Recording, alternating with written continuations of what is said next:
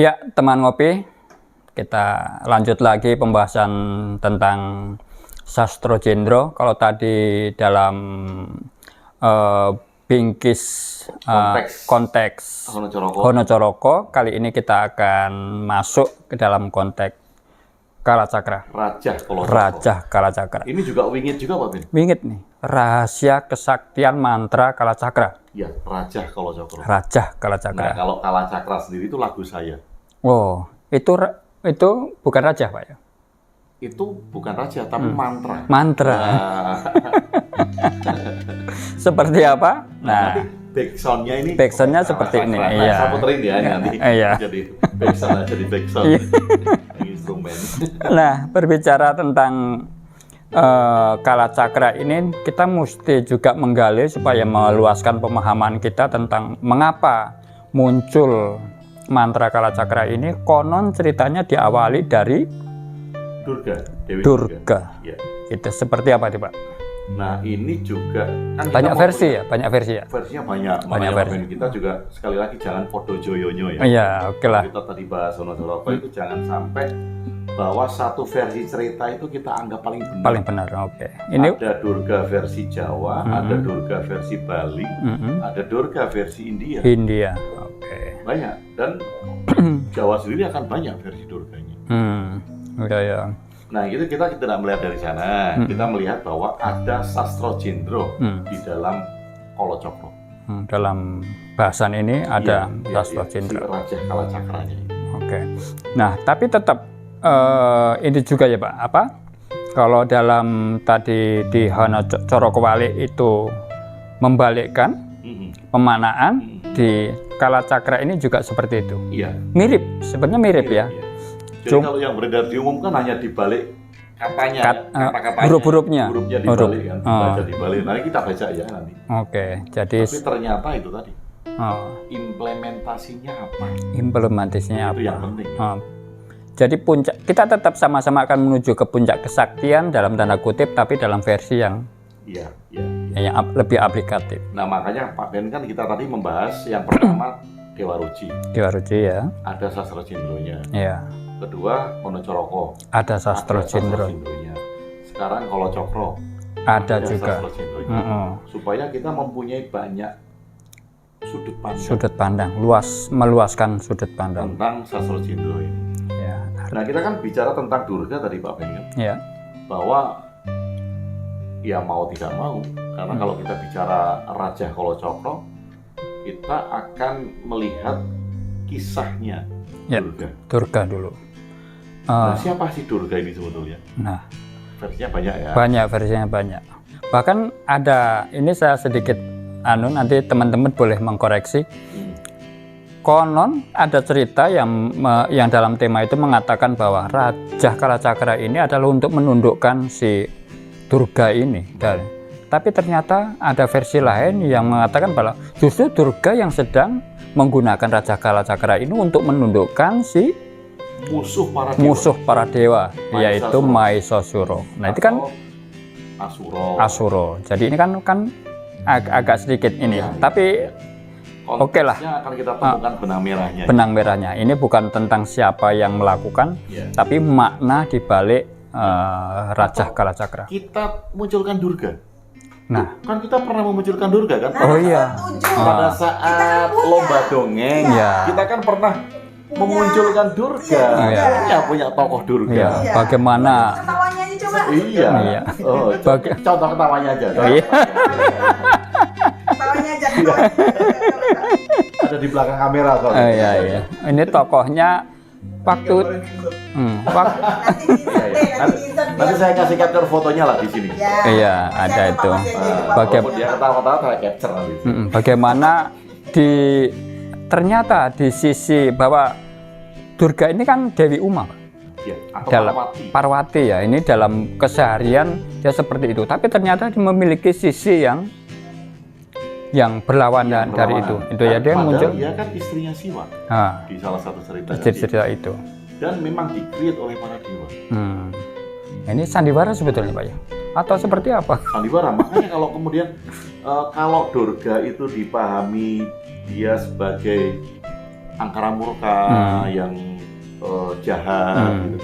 Durga juga tidak bisa dilenyapkan. Tidak bisa, karena nggak ada kan yang mengalahkan Durga kan nggak ada. Nggak ada ya. Ya karena apa? Karena ini adalah kalau itu sisi hitam, sisi putih, ini kan akan selalu berseimbangan, saling mengisi. Betul ya. Jadi Parwati sama Durga ini akan sama-sama hidup. Iya. Nah bisa jadi ketika Parwati itu berperan sebagai Durga, dia menjadi pendaur ulang. Pendaur ulang tentang satu cerita. Misalnya ada masyarakat nih baik semua. Kan dia nggak jadi dinamis kan? Iya. Harus dimunculkan. Harus muncul Durga. Oke. Biar chaos. Iya. Dia hanya menjalankan peran sebetulnya. Iya. Maka sebetulnya nggak salah bahwa dunia ini adalah panggung sandiwara. Panggung sandiwara. Ada Parwati, ada Durga. Iya. Nah, tinggal mau berperan sebagai apa kan? Oke. Boleh milih. Mau jadi Parwati boleh, Durga boleh. Dua-duanya juga boleh. Ya jadi boleh. Dua-duanya boleh. Kan tinggal di-split. Kadang-kadang. Tapi yang menarik, ini menarik juga kan bahwa di salah satu cerita Durga ini memang di-create oleh para dewa. Diciptakan.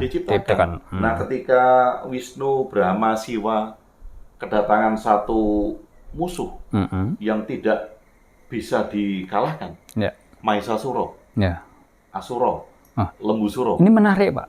Dewa, sekelas dewa masih ada yang bisa mengalahkan. Itu. Ini apa ya? Para dewa ini merasa tidak bisa mengalahkan Mahesasura. Itu. Dan uniknya lagi, dewa-dewa ini masih menggunakan senjata kesaktian.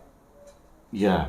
Itu tadi. Nah itu Durga konon diciptakan ketika para dewa mengumpulkan senjata-senjata kesaktiannya karena maka dari kumpulan senjata sakti itu muncullah percikan api dan terciptalah si Durga ini. Iya, makanya mungkin para dewa itu belum Sasro Jindro. Nah, itu. Jadi sekelas dewa masih perlu senjata. Iya, masih tadi apa ora tebas tapak maluning pande sisaning Gurindro. Tapi ini bukan berbicara tentang kesaktian itu, Pak ya. Ini berbicara tentang pemaknaan dari Kalacakra tadi. Karena kalau kita bicara Kalacakra hubungannya dengan Durga ya mau tidak mau harus menceritakan. Kita harus melihat salah satu sisi cerita. Mungkin ceritanya akan banyak, teman-teman menemukan versi cerita yang lain.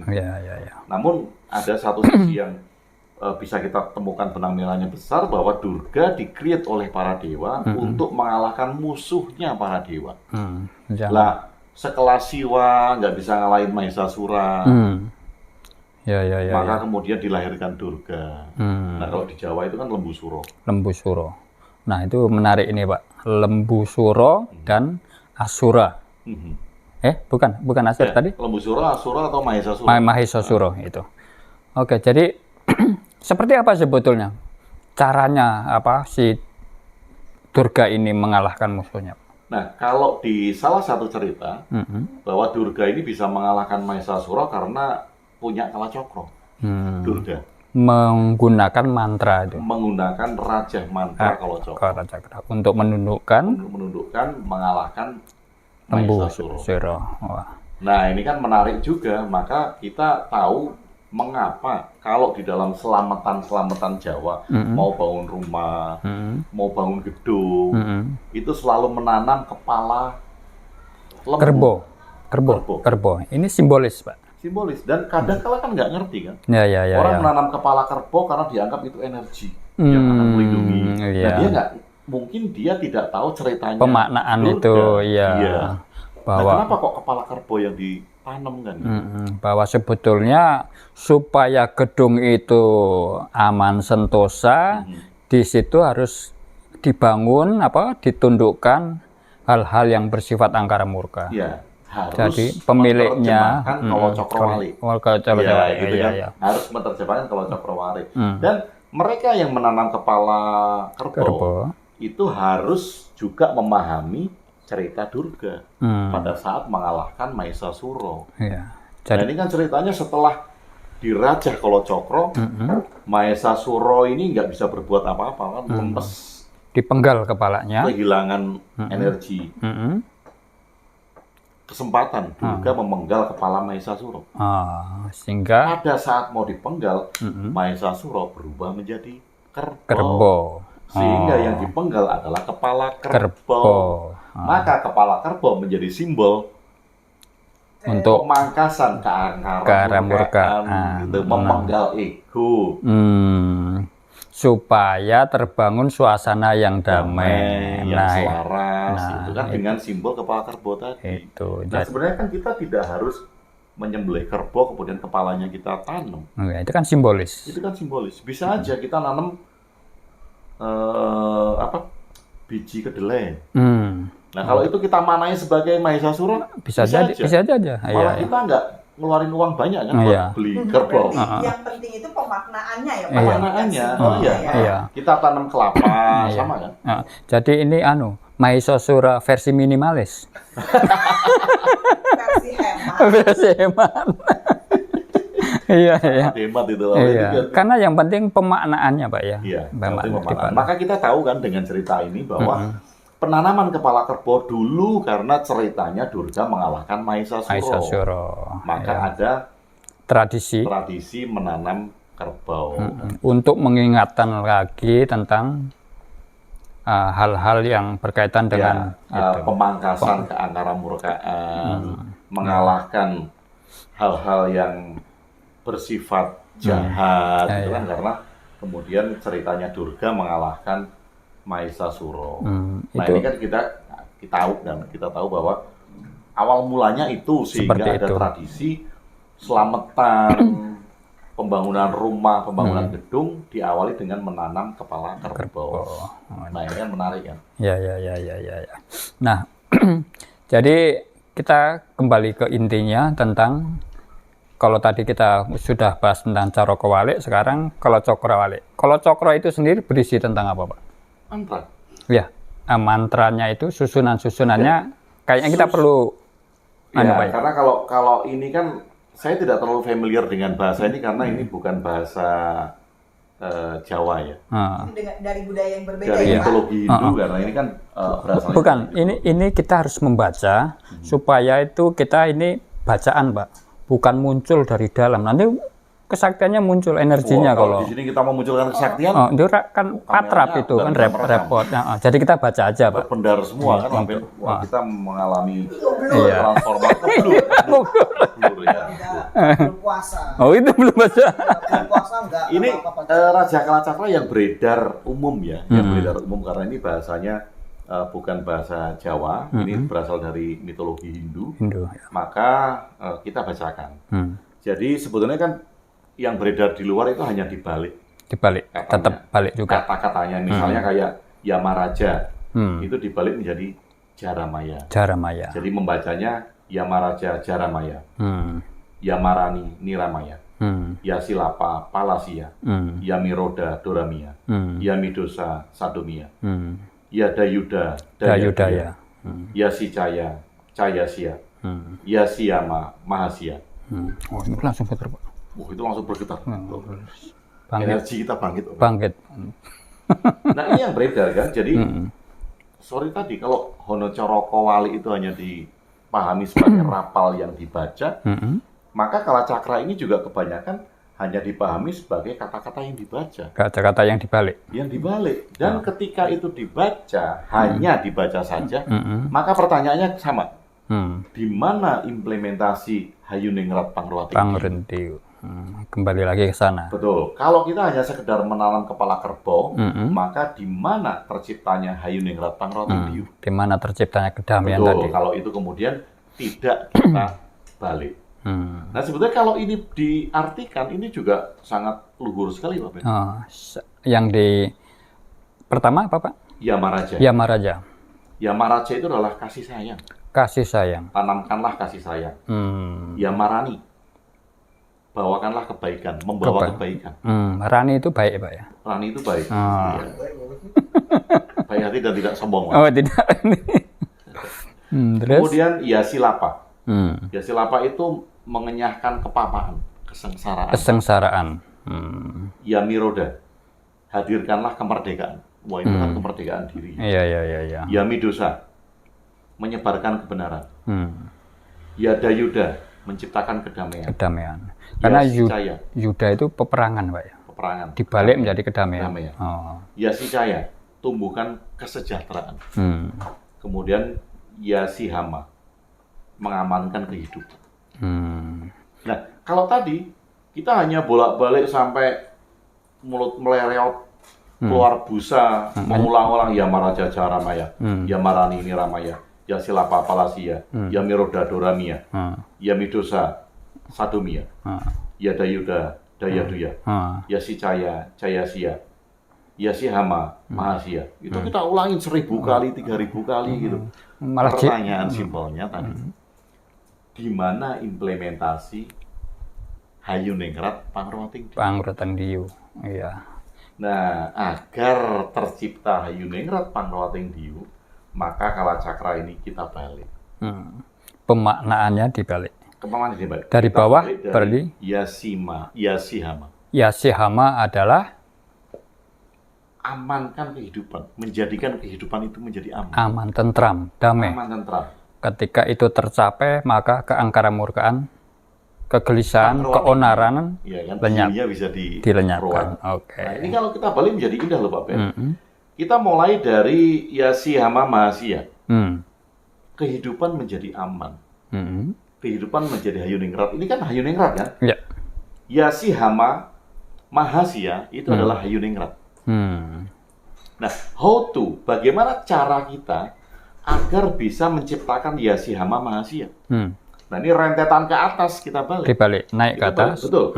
Yang pertama adalah menumbuhkan kesejahteraan. Kalau sudah sejahtera, orang-orang dalam skop pemerintahan, mungkin rakyat akan lebih sejahtera, lebih aman, lebih. Tetangga kita misalnya, kalau dia tidak sejahtera, maka kemudian nggak damai. Nggak damai. Ngurusin perut, masih lapar. Ya.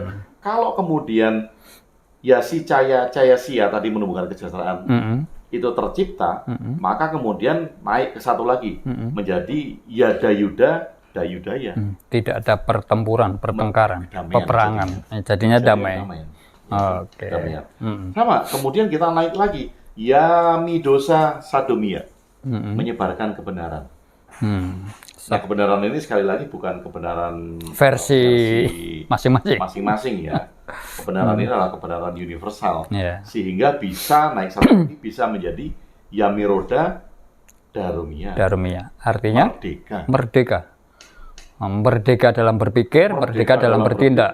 Merdeka dalam bertindak, merdeka dari dogma. Dogma apapun juga ya. Bukan, kalau kita bicara dogma, bukan hanya dogma itu agama. Budaya juga dogma. Chauvinisme juga dogma. Isme itu dogma. Itu dogma. Nah, itu kan merdeka kan? Kita menjadi merdeka. Kita menjadi berdiri di atas kaki kita sendiri. Tidak terpenjara oleh dogma tadi. Nah, kalau kita merdeka kemudian naik menjadi Yasilapa Palasia, kita bisa mengenyahkan kesengsaraan, kepapaan. Lebih ini lagi, lebih luas lagi, lebih sakti lagi nih. Lebih sakti lagi karena mengenyahkan kepapaan dari tindakan memerdekakan diri. Nah, kalau sudah mengenyahkan kepapaan, naik menjadi Yamarani Niramaya. Kebaikan. Membawa kebaikan. Kalau kita sudah menjadi Yamarani Niramaya, kita menjadi yang berbudi pekerti luhur. Kalau mau berbuat baik itu tidak perlu ada ancaman. Tidak perlu mengharap imbalan. Tidak perlu mengharap imbalan. Tidak perlu ada yang pamrih ya.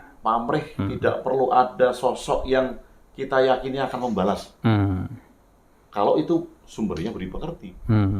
Nah, beda kalau orang kemudian berbuat baik hanya karena takut dosa, hanya karena diperintah Tuhan.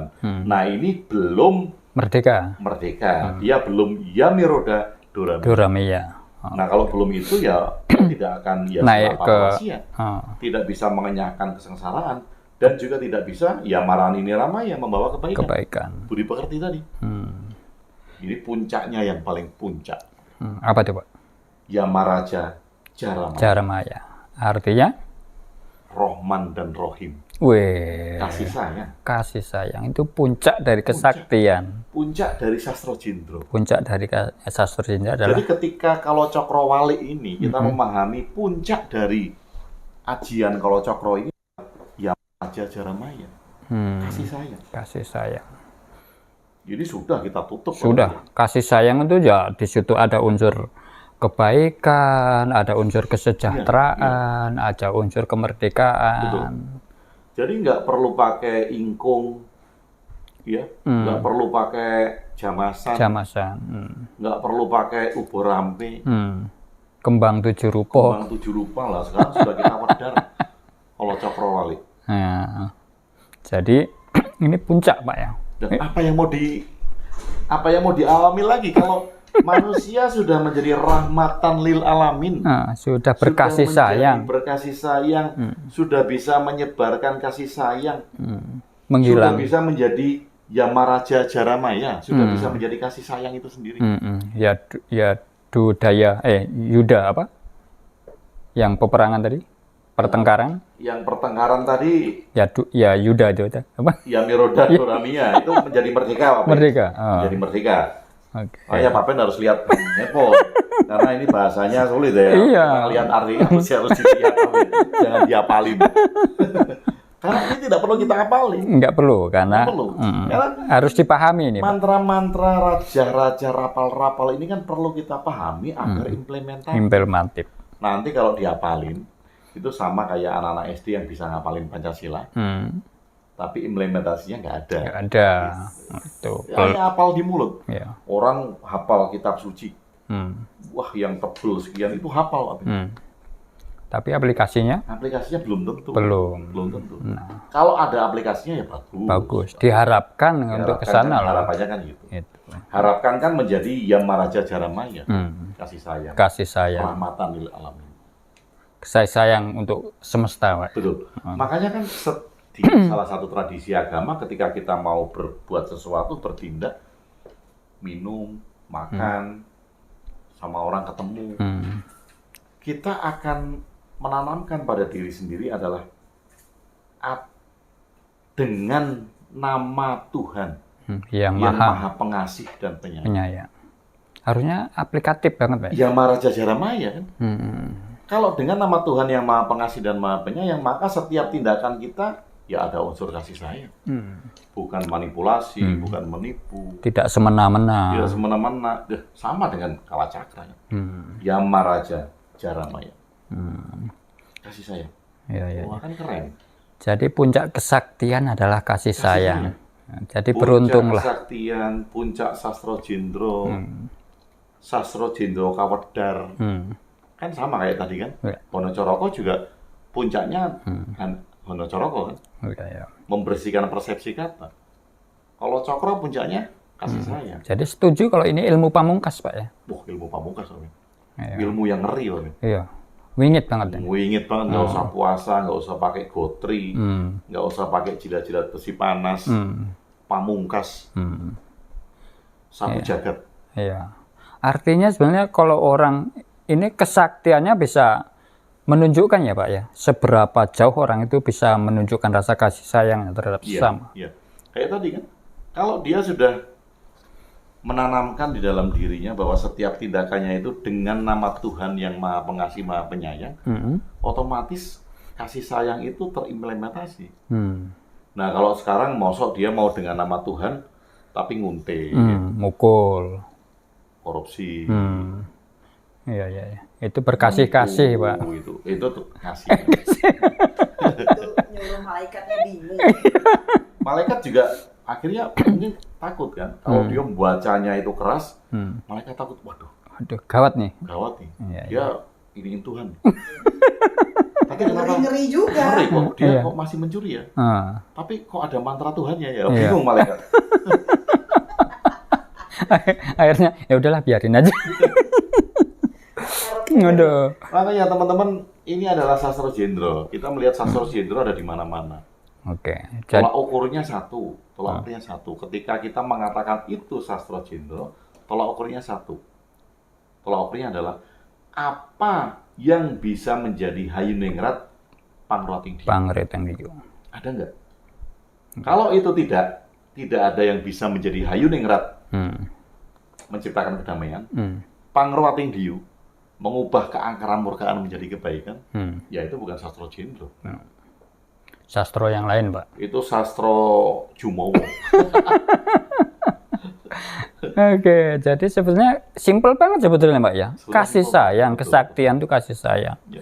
Kalau orang bisa menundukkan, bisa mengalahkan itu bukan sakti, tapi kuat mungkin. Ya. Belum sakti gitu.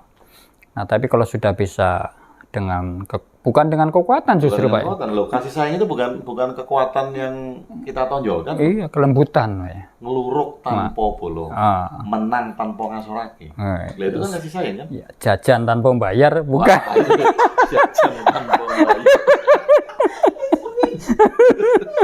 Lah kalau dihubungkan lagi kentu tanpa kawan.